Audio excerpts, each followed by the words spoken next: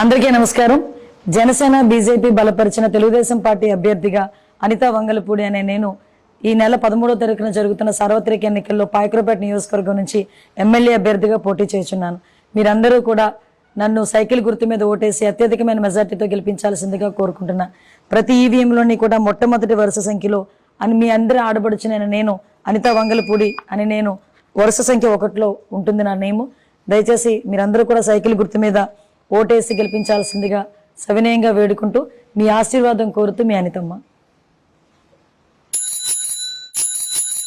అందరికీ నమస్కారం.